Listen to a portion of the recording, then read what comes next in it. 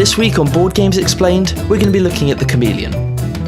The Chameleon is a super easy and quick to learn party game for 3 to 8 players. To begin, make sure you have a blue and green deck of code cards.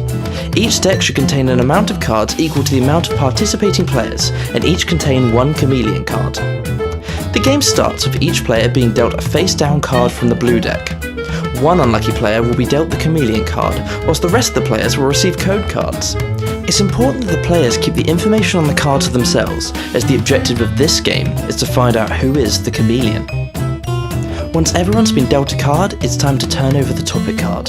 This could be anything from food to mythological creatures. Simply roll the blue and yellow dice together, and with your secret code card, you should now be able to find the grid coordinate.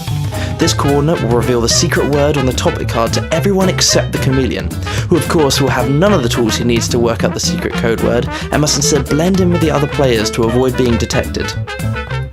Starting with the dealer and rotating clockwise, the players must say a word that relates to the secret code word without hesitation.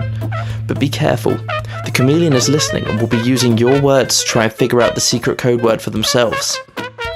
Once everybody has said their word, the discussion phase starts. Each player must now explain their answers and find flaws in the other player's answers. Remember, it's all about finding the Chameleon. When you're ready to vote, everyone must point at the player that they believe to be the Chameleon. The player with the most votes should then reveal themselves, and if they are not the Chameleon, that means the real Chameleon has escaped. Should the real Chameleon be picked, they still have one chance of escape.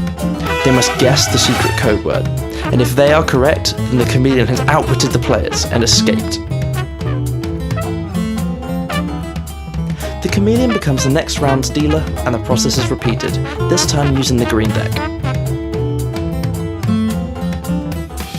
The simplicity of this game, hand in hand with the complexity that the players create themselves, is what makes this one of my favourite games.